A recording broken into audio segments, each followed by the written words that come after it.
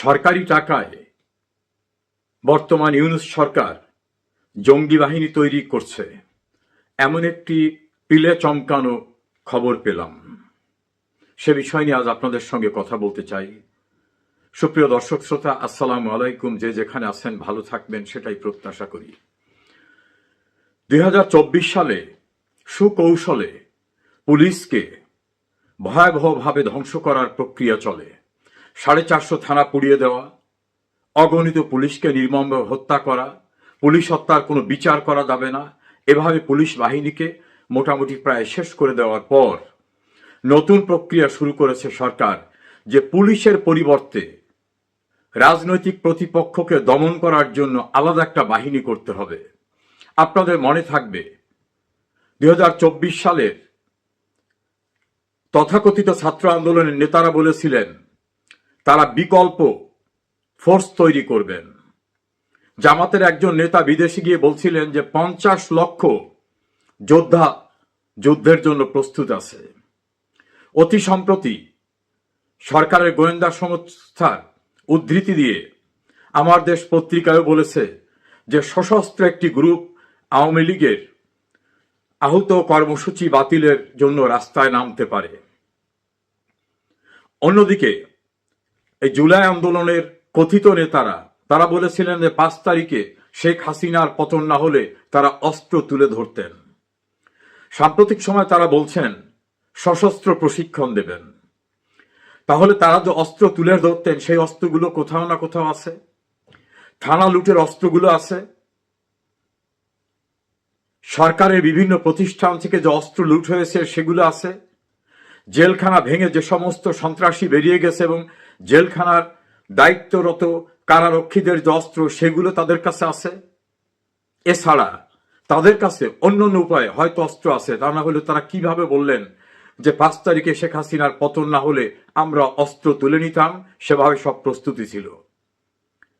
নতুন সংযুক্তি হচ্ছে পুলিশ বিভাগে প্রায় 1,35,000 কনস্টেবল, নায়েক এরকম কর্মরত রয়েছেন।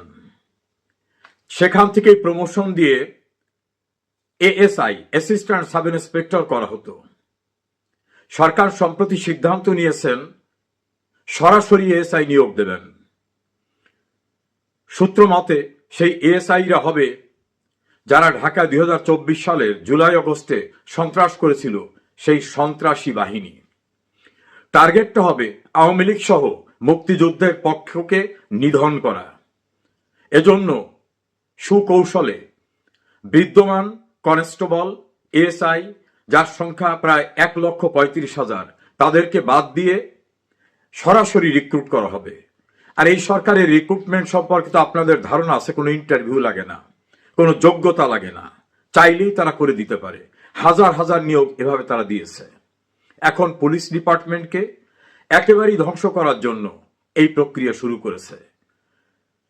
পুলিশের প্রায় 1,35,000 কনস্টেবল, নায়েক এবং এই জাতীয় কর্মে যারা নিয়োজিত আছেন তাদের ভিতর অনেকে master degree pass, BA pass, অন্যান্য লেখাপড়া আছে এবং কাজ করতে করতে ট্রেনিং এর মধ্য থেকে তারা পদোন্নতির পরীক্ষার ভিতর থেকে কর্মকর্তা হওয়ার সুযোগ ছিল।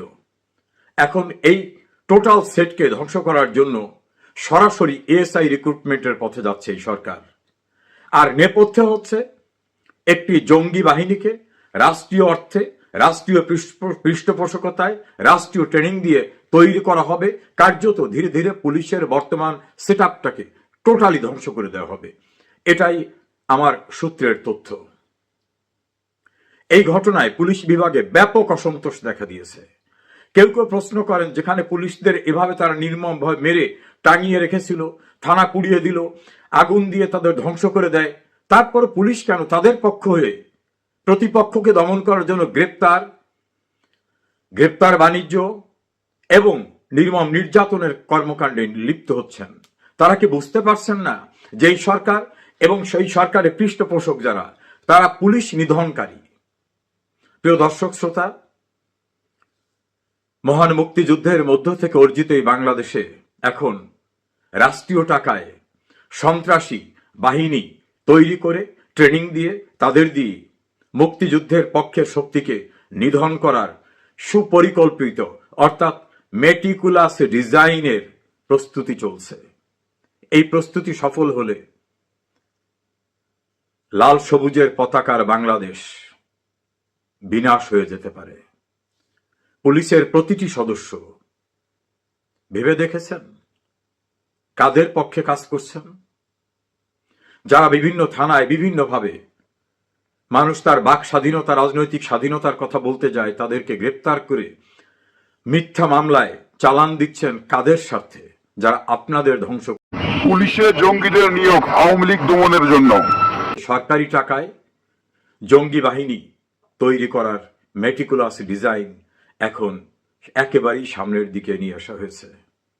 প্রিয় দর্শক শ্রোতা, ভালো থাকুন।